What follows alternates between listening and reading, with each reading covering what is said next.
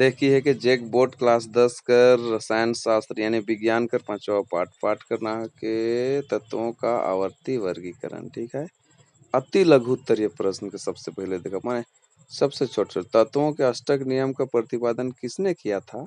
तो इसका उत्तर हो जाए न्यूलैंड्स। दूसरा सवाल है आवर्त सारणी के उदग्र स्तंभ क्या कहलाते हैं? तो उसको बोलते हैं वर्ग।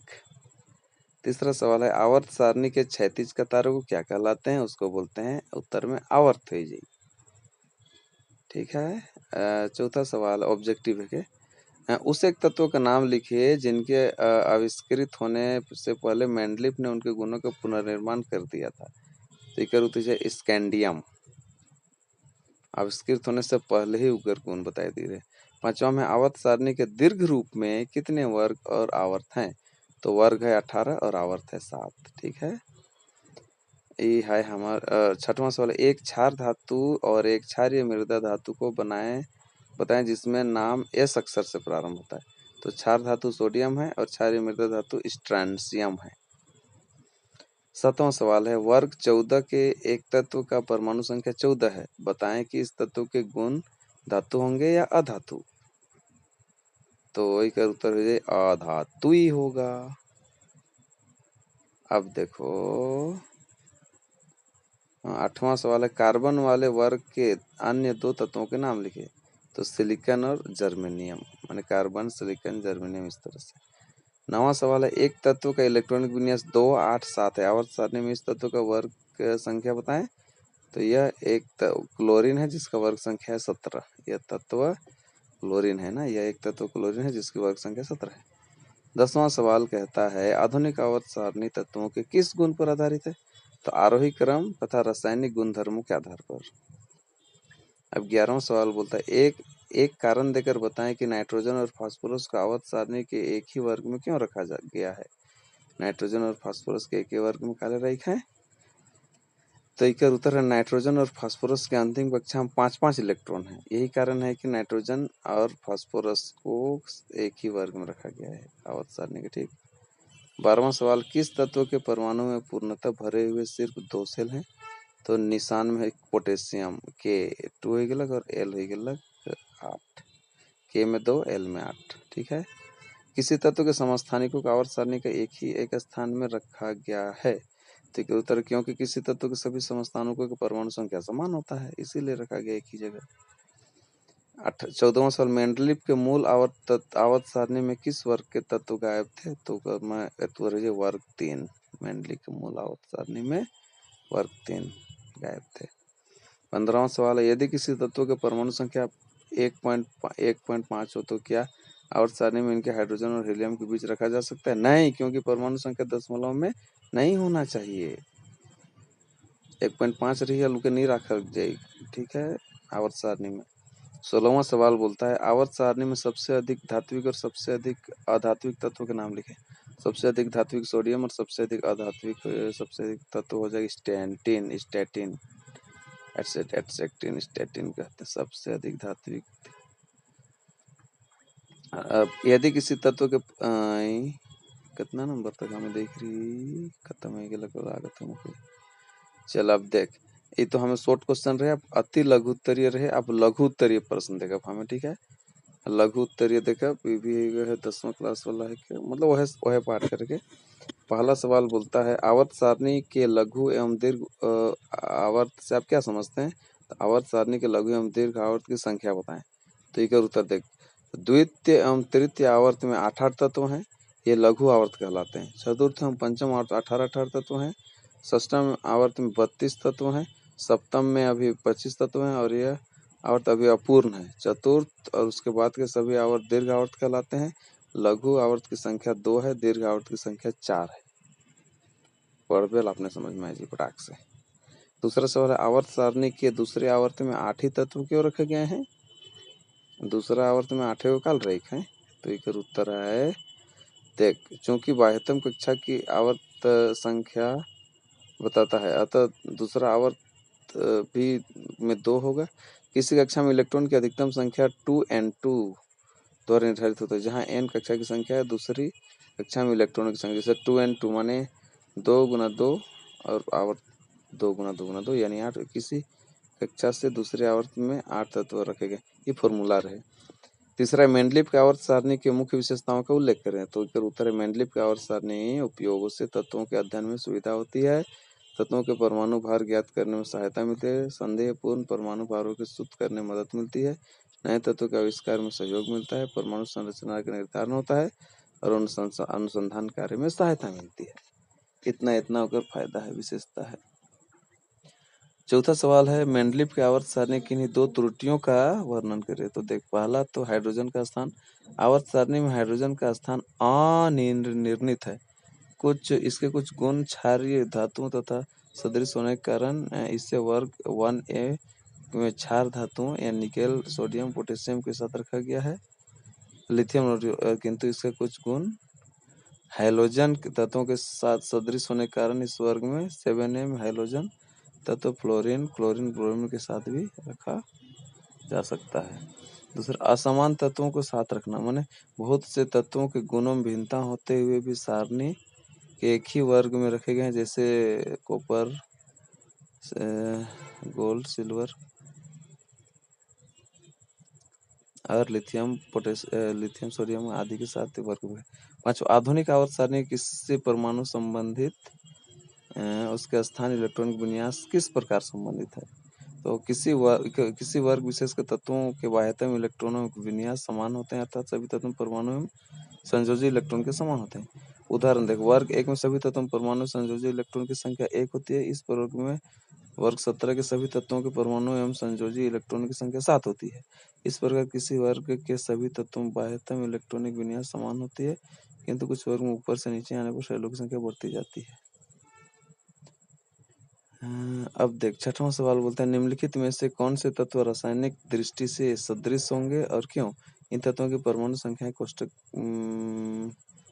के अंदर दी गई है। इसका उत्तर है, इन तत्वों में सोडियम कर 11, पोटेशियम कर 19, सोडियम कर 15, 55 रासायनिक इलेक्ट्रॉन की सदृश। इस कारण इनके सेलों में इलेक्ट्रॉन का वितरण देखो, सोडियम 11 और 281, पोटेशियम 19, 288, CS उसका 288, 18, 81। इससे स्पष्ट होता है कि इसकी संयोजकता इलेक्ट्रॉन की संख्या 1 है। अतः सभी आवर्त सारणी में एक सदस्य हैं। ठीक है, वर्ग एक वर्ग के सदस्य हैं। किसी एक वर्ग के तत्वों के बाह्यतम इलेक्ट्रॉनिक विन्यास समान होता है, तो रासायनिक दृष्टि से समान होते हैं। 7वां सवाल है, सदृश गुणों के कारण फ्लोरीन, क्लोरीन, ब्रोमीन और आयोडीन आवर्त सारणी एक ही वर्ग में रखा गया है। इसके किन्हीं 2 सदृश गुणों का उल्लेख करें। तो फ्लोरीन, क्लोरीन, ब्रोमीन तथा आयोडीन वर्ग 17 के सदस्य हैं। इनके परमाणु बाह्यतम शेल में 7 इलेक्ट्रॉन होते हैं, अतः इनमें संयोजी इलेक्ट्रॉन की संख्या 7 होती है। एक इलेक्ट्रॉन प्राप्त कर निकटतम अक्रिय गैस की रचना प्राप्त कर लेते हैं। एक संयोजकता 1 होती है, चूंकि इलेक्ट्रॉन प्राप्त कर एकल संयोजन ऋणायन बनता है। 8वां, क्षार धातु के नाम लिखे, इन्हें आवर्त सारणी में एक ही वर्ग में क्यों रखा जाता है। तो देखो, lithium, sodium, potassium, sodium, francium एवं इन सभी धातुओं के परमाणु तो बाह्यतम इलेक्ट्रॉनिक विन्यास NS1 है, अर्थात बाह्यतम कक्षा में सेल 1 इलेक्ट्रॉन, जो कि आवर्त में सभी क्षार धातुओं के वर्ग में रखा गया है। ठीक है। 9वां सवाल के दूसरे आवर्त में सोडियम से क्लोरीन की ओर बढ़ने पर परमाणु की त्रिज्या घटती क्यों है। तो बाएं से दाएं जाते हैं तो प्रोटॉन की संख्या परमाणु संख्या के कारण बढ़ती है, इलेक्ट्रॉन भी बढ़ते हैं, पर ये उसी से जुड़े होते हैं। नाभिक के आवेश बढ़ने के कारण इलेक्ट्रॉन नाभिक की ओर तेजी से आकृष्ट होते हैं और नाभिक के निकट हो जाते हैं, इसलिए त्रिज्या घटती है, परमाणु त्रिज्या। ठीक है। 10वां सवाल क्या बोलता है, आवर्त सारणी के वर्ग एवं आवर्त में तत्वों की धातुएं गुण किस प्रकार का परिवर्तन होता है। तो आवर्त सारणी बाएं से दाएं जाने पर तत्वों के अधातुएं गुण घटते हैं, किसी वर्ग में नीचे से ऊपर से नीचे आने पर गुण बढ़ते हैं, धातुएं गुण। 11वां सवाल है, तत्वों के वर्गीकरण की आवश्यकता क्यों पड़ती है।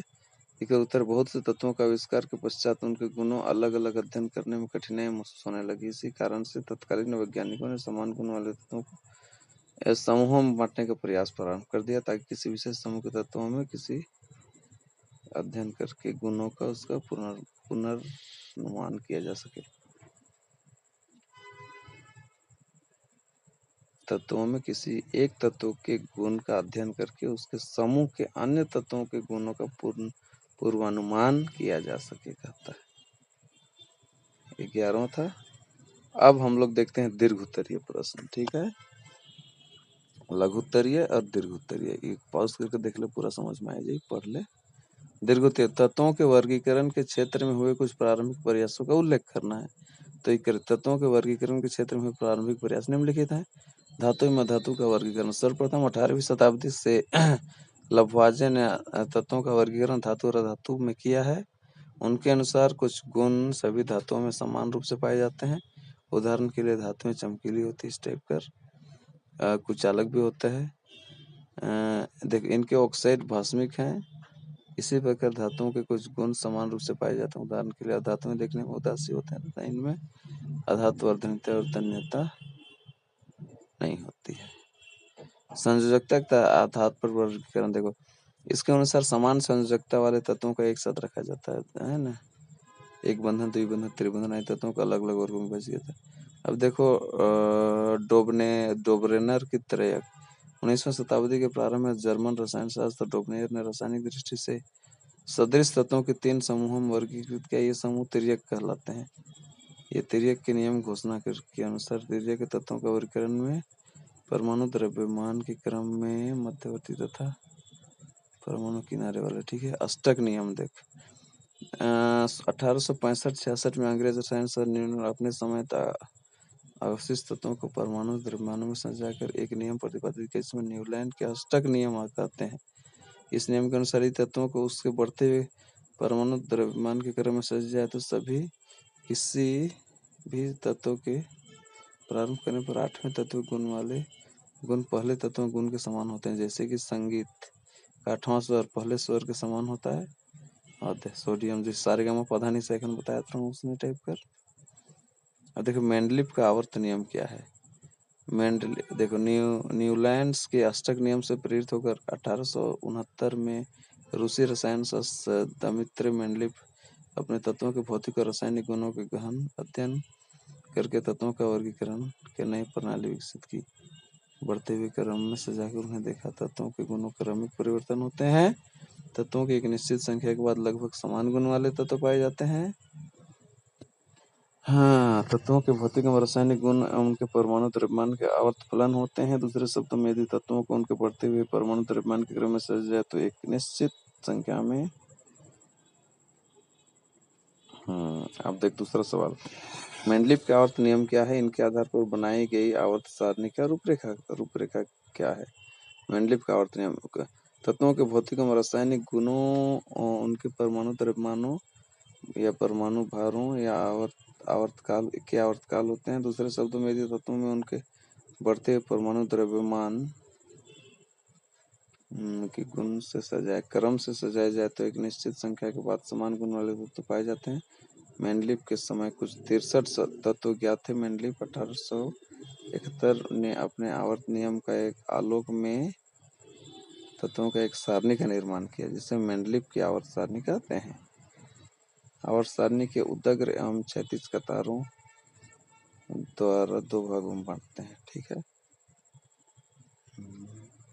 तीसरा सवाल को था मेंडलीफ की आवर्त सारणी से क्या लाभ है। तो मेंडलीफ की आवर्त सारणी के मुख्य लाभ उपयोगिताएं निम्नलिखित हैं, ठीक है। नियमित अध्ययन में सुविधा, इस सारणी से तत्वों और उनके गुणों के अध्ययन करना काफी आसान हो गया।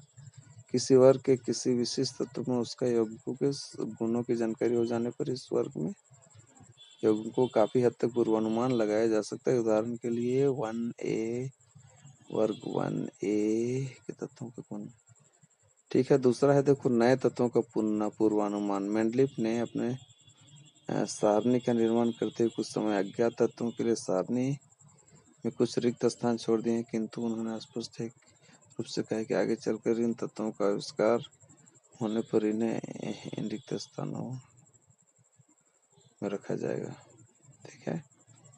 भविष्यवाणी करती है जिसे बोरान, एक्का, सिलिकॉन और एक्का एल्यूमिनियम रखे गए हैं। बाद में ये तत्व वास्तव में आविष्कारकृत हुए और इनके लाभ क्रमशः स्कैंडियम, जर्मेनियम, Sc लिखल होगा, स्कैंडियम कहें, गैलियम। अब देखिए परमाणु द्रव्यमान में सुधार। मेंडलीव के समय कुछ तत्वों के परमाणु द्रव्यमान गलत निकाले गए थे, किंतु मेंडलीव ने अपने आवर्त सारणी में अन्य गुणों के आधार पर उचित रखा। ठीक है, उदाहरण के लिए बेरिलियम, इंडियम, गोल्ड। अब तत्वों की संयोजकता। आवर्त सारणी किसी वर्ग विशेष पर तत्वों की संयोजकता एक होती है। ठीक है, फिर देखो आवर्त सारणी में वर्गों के तत्वों की संयोजकता हाइड्रोजन के सापेक्ष 1 से 4 तक बढ़ती है, पुनः घटते हुए 4 से 1 हो जाती है। ऑक्सीजन के सापेक्ष संयोजकता। देखो आवर्त सारणी के जिन वर्ग में तत्व होते हैं, ऑक्सीजन के सापेक्ष वर्ग अधिकतम संयोजकता वर्ग पर होते हैं।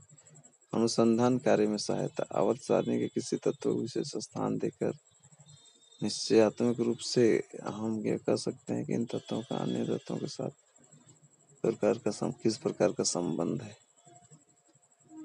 ठीक है, अगला चौथा सवाल बोलता है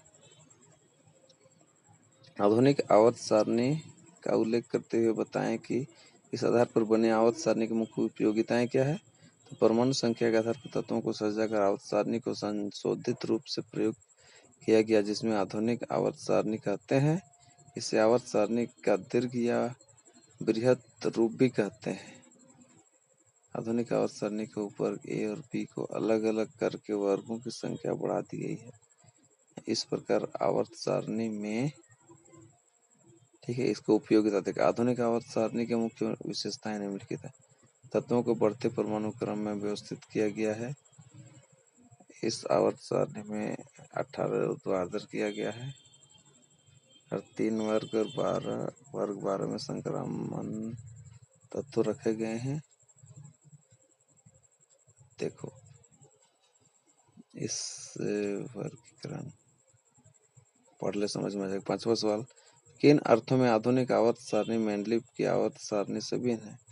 तो मेंडलीव ने तत्वों को न केवल उनके गुणों के आधार पर वर्गीकृत करने का प्रयास किया, बल्कि किसी ऐसे आधार की खोज करने की कोशिश की जो किसी निश्चित तत्व के बहुत से गुणों की भविष्यवाणी कर सके। परमाणु भार ही एक ऐसा गुण था जिसने उसकी पूर्ण रूप से सहायता की। चित्र में आवर्त सारणी का आधुनिक रूप दिखाया गया है, जिसमें 105 तत्वों के उचित स्थान। ठीक है, परंतु ऐसा नहीं है कि किया जा सकता है कि इस दौरान मेंडलीव को त्रुटि का आभास हो गया है। इस सारणी को मेंडलीव की आवर्त सारणी की तुलना करके आप देखेंगे कि इन तत्वों को उसके वर्गीकृत किया उनके स्थान पर है। नियम के अनुसार तत्वों के गुण अपने परमाणु क्रमांकों के आवर्ती फलन होते हैं। अब देखो 6वां सवाल, किसी तत्व के आधुनिक आवर्त सारणी में स्थान की सहायता से उसके गुणों का पुनर्निर्माण कैसे किया जा सकता है। तो आधुनिक आवर्त सारणी में तत्वों को उनके परमाणु संख्या के बढ़ते में सजाया गया है, बढ़ते क्रम में। देखो आवर्त सारणी में तत्व के स्थान की संख्या उसकी परमाणु संख्या के बराबर होती है, अतः आवर्त सारणी में तत्व के स्थान से उसकी परमाणु संख्या की जानकारी हो जाती है, कहता है। आवर्त सारणी में वर्ग एवं आवर्त संख्या के क्रम उसके संयोजी इलेक्ट्रॉन की संख्या में इलेक्ट्रॉन। देख परमाणु में 1, 2 या 3 संयोजी इलेक्ट्रॉन है तो वह तत्व धातु होगा। इसके विपरीत तत्व के परमाणु में 4 या अधिक संयोजी इलेक्ट्रॉन तो वह अधातु होगा, है ना। इस तरह से पॉइंट देल है। 7वां सवाल बोलता है मेंडलीव की आवर्त सारणी के रिक्त स्थानों को क्या क्या महत्व है। देखो मेंडलीव की आवर्त सारणी में कुछ रिक्त स्थान छोड़ दिया गया है। इन रिक्त स्थानों का दोष के रूप में देखने के बजाय मेंडलीव आवर्त की दृढ़तापूर्ण कुछ ऐसे तत्वों का अस्तित्व का अनुमान किया जो उस समय तक नहीं थे। 8वां सवाल, तत्वों के गुण उनकी परमाणु संख्या आवर्त फलन होते हैं, इस कथन का क्या तात्पर्य है। तो कथन तत्वों के गुण, ये जो कथन लगे तो इसका और आधुनिक या आवर्त फलन।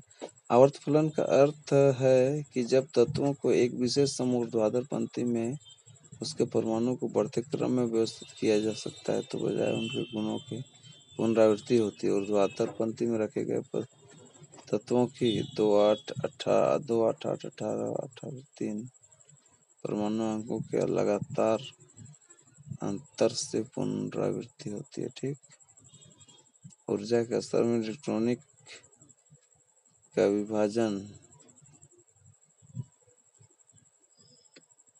ठीक है, तो अंक 2 8 8 18 18 और 32 के बाद 9वां सवाल, निम्नलिखित पदों की व्याख्या करना। वर्ग, आवर्त सारणी के उग्रत स्तंभों को वर्ग कहते हैं। इनके रोमन अंकों 1 2 3 और 8 द्वारा निरूपित किया जाता है। 8 को वर्ग। आवर्त, आवर्त सारणी के क्षैतिज कतार को आवर्त कहते हैं। सारणी 1 से लेकर 7 तक कुल 7 आवर्त हैं। सामान्य तत्व, वैसे तत्व जिनकी क्रियाशीलता समान होती है उन्हें समान तत्व कहा जाता है, जैसे सोडियम, स्कैंडियम, एंटीमनी। संक्रामण तत्व, आवर्त सारणी में तत्वों के स्थान से उस तत्व की अत्यधिक क्रियाशीलता को संक्रमण तत्व कहा जाता है, जैसे कॉपर, आयरन, क्रोमियम है नहीं। उसके बाद है संक्रमण तत्व।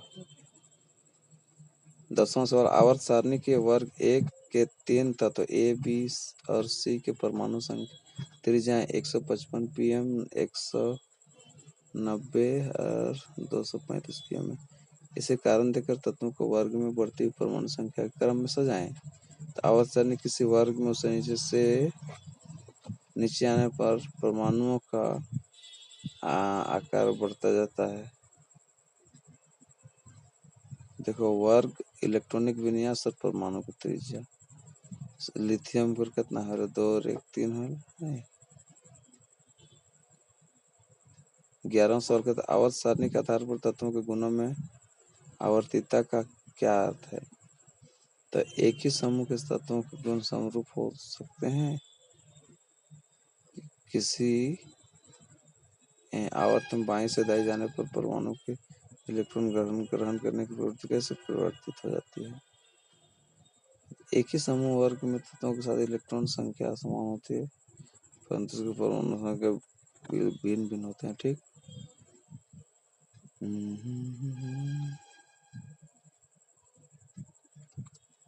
अब हम लोग कहता है, आवर्त के इलेक्ट्रॉन का एक करके एक ही ऊर्जा कोष में भरता है। प्रत्येक इलेक्ट्रॉन भरने के साथ नाभिक आवेश की 1 यूनिट बढ़ जाती है। परिणाम तो इलेक्ट्रॉन का आकर्षण नाभिक की ओर लगातार बढ़ जाता है। अब 12वां सवाल, नीचे दी गई मैंडलिक आवर्त सारणी के आधार पर निम्नलिखित प्रश्नों का उत्तर दें। उस तत्व के नाम लिखिए जो समूह 1 तथा आवर्त 3 में है। समूह 1 वो हो गया सोडियम, समूह 7 एवं समूह 2 में है, ये भी हो गया सोडियम। समूह 7 एवं वर्ग 2 में है, फ्लोरीन हो गया। निम्नलिखित के लिए सूत्र सुझाव। अब देखो, खान ऑक्सीजन तथा हाइड्राइड यानी O और H2। आवर्त सारणी के समूह 7 में कोबाल्ट का जिसका परमाणु संख्या 58.9 है, निकेल जिसका परमाणु संख्या 58.7 है, इसमें से पहले क्यों रखा गया है? तो आवर्त सारणी व्यवस्थित करते समय मैंडलिक की सारणी में किसी द्रव्यमान पर आने वाले तत्वों को कभी किसी कम द्रव्यमान हुई गलत, चौथा भी गलत। गैलीलियो के अतिरिक्त उन 2 अन्य तत्वों के नाम लिखे जिनकी खोज मैंडलिक के द्वारा आवर्त सारणी में स्थान छोड़ने लगा। एक उत्तर, गैलीलियो सोडियम तथा पोटेशियम के परमाणु संख्या परमाणु द्रव्यमान का उपयोग करके लिथियम तथा पोटेशियम का औसत परमाणु द्रव्यमान ज्ञात करे और उनकी द्वारा तुलना सोडियम के परमाणु द्रव्यमान से करना है। तो तत्व लिख और परमाणु द्रव्यमान, लिथियम कर 7, सोडियम कर 23 और पोटेशियम कर 39। तो लिथियम और पोटेशियम के परमाणु द्रव्यमानों का औसत हो जाता है 7 + 39/2 ये बराबर 23। तो सोडियम के परमाणु द्रव्यमान 23, क्योंकि सोडियम के परमाणु संख्या। अभी का निष्कर्ष देख, लिथियम और पोटेशियम का औसत परमाणु द्रव्यमान भी 23 है। फलतः हम कह सकते हैं कि लिथियम जो पोटेशियम की औसत परमाणु द्रव्यमान सोडियम का परमाणु द्रव्यमान, ठीक है। अथवा एक तत्वों का वर्गीकरण क्यों करते हैं?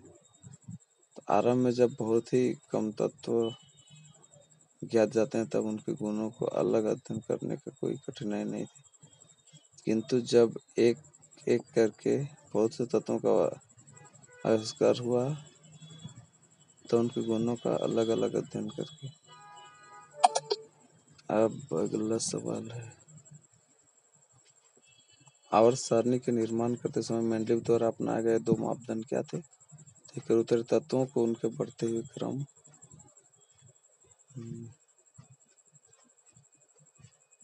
कुछ रिक्त स्थान क्यों छोड़ गए हैं मेंडलीव के आवर्त का? तीसरा सवाल उत्तर देना है। तो मेंडलीव ने अपने आवर्त सारणी में कुछ रिक्त स्थान छोड़े गए हैं क्योंकि उनमें किसी भी ज्ञात तत्व का समावेश नहीं हो पाता था। चौथा है, मेंडलीव को आवर्त सारणी में हीलियम, नियॉन तथा आर्गन जैसी उत्कृष्ट गैसों का उल्लेख क्यों नहीं किया गया था? तो मेंडलीव की आवर्त सारणी में हीलियम, सोडियम, क्लोरीन तथा क्लोरीन 31 रासायनिक गुणों के समान होने के कारण एक ही स्थान पर रखूंगा। अपने उत्तर की पुष्टि करना है। तत्वों के वर्गीकरण के लिए परमाणु संख्या अधिक उपयोगी या मौलिक गुण है, ठीक है। परमाणु द्रव्यमान नहीं, ये है, यही कारण है कि हम क्लोरीन के 2 समस्थानिकों यानी 33 क्लोरीन 37 को उनके परमाणु द्रव्यमान भिन्न भिन्न होने के कारण। अब देखो 13वां सवाल, तत्वों के गुणों के संदर्भ में तत्वों के परमाणु संख्या उसके द्रव्यमान की तुलना में अधिक मौलिक गुण है, कैसे? तो 1913 में मोसले ने बताया कि यदि एक्स किरणें की कंपनावृत्ति के वर्गमूल तथा लक्षित तत्वों की परमाणु संख्या के बीच लेखा खींचा जाए तो